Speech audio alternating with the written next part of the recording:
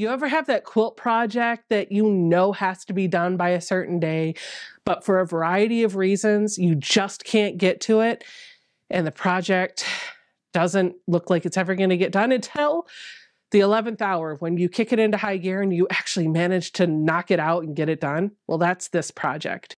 Hey friends, welcome back to my sewing room. My name is Becca, and in today's video, we're going to talk about the 12 days of Quiltmas. This was a collab that I did with 11 other content creators where we all exchanged ugly Christmas fabric and challenged each other to make something with it. Some of us wanted to make something ugly, some of us wanted to make something with every last thread of the fabric, and some of us just wanted to make something that was still pleasing to look at. Regardless of what we chose, we all made something beautiful-ish, and we are giving it away, which means this quilt that I am sitting here cuddling with will be off to one of you very soon. Spoiler alert, there will be a secret word displayed on the screen in this video somewhere that you're going to need for the entry form for all 12 quilts. So you'll want to make sure to pay attention to the video all the way through. In today's video, I want to talk about all of the challenges that I had to overcome to make this quilt. And the first challenge I had to figure out is, what do I want to do with all 12 of those fat quarters? I figured the easiest thing to do would be to find one block that I could make 12 different times, put it together, and call it done. But that proved a little bit more difficult because I could only have 2 coordinating prints with those 12 fat quarters. I knew one of the prints I wanted to be my border and the other had to be my background. So that's my 2 additional fabrics. I had to find a block pattern that symbolized Christmas, but only used 2 prints, background plus 1 print. That was a little difficult. I spent a lot of time looking on Etsy at different patterns, and I finally settled on an FPP tree that I had added to my favorites list a while ago. It looked like an easy sew, and it had its own unique flavor to the block. I was really excited to work with this because it only needed my background fabric plus my tree fabric, and that's exactly what I needed.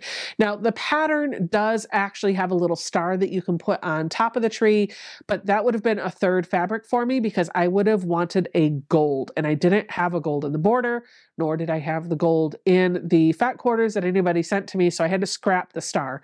So when I put this together, I purposefully left the star topper off of all of my blocks, and I kind of like the way my quilt looks without the stars on the trees.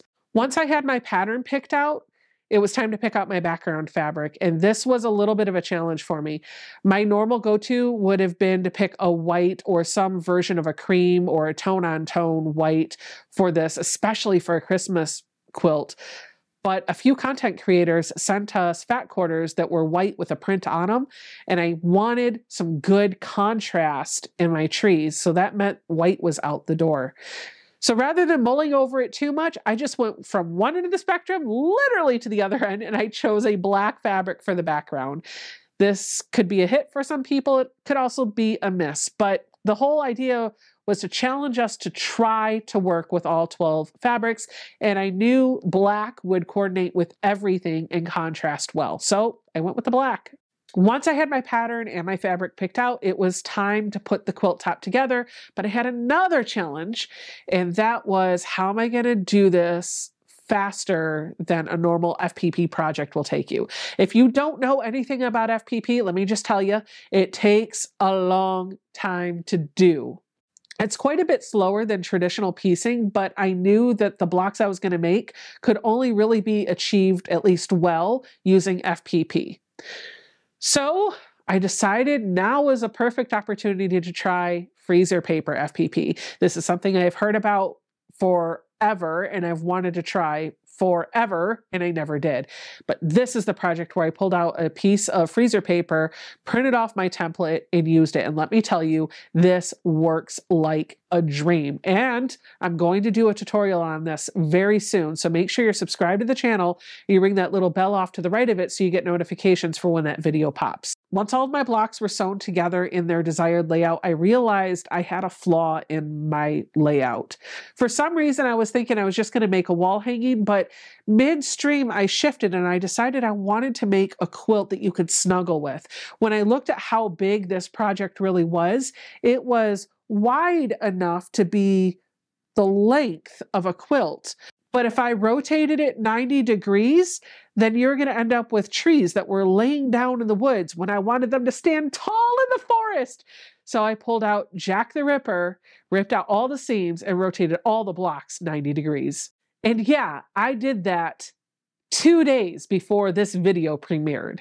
Once all of the blocks were sewn together, it was time to load the quilt onto the long arm and get it quilted. And because I was literally doing that Sunday before this video needed to launch, I couldn't think about doing custom quilting. I needed to do a quilting design that I knew I could do well and I could do fast and I could get it out the door.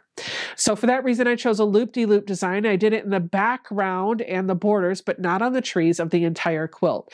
In the beginning, as I was seeing the stitches come out, I wasn't necessarily thrilled with the quilting design, but I figured it was going to hold the layers together so that somebody could give it a good snuggle. But after the quilt was done and I saw all the stitches, I took a step back and I kind of like the effect that it had because those loop-de-loops kind of remind me of the chaotic strings of Christmas lights that you put on your tree. I thought the chaotic Christmas lights plus the tree fit this quilt quite nicely. That's the story of how my Quiltmas quilt came together, and this is what it looks like. It is just absolutely gorgeous considering I'm featuring black as my background fabric and I'm using 12 fat quarters that I probably never would have picked to go together. Let me know in the comments down below what you think of this quilt. Did I nail it or did I fail it? And don't forget about the secret word, which is right here on the screen for you. You're going to need that on each one of our giveaway forms from December 12th through December 17th to enter for your chance to win one of your favorite quilts. Thank you guys so much for hanging out with me. I'll see you guys all in the next video. Bye.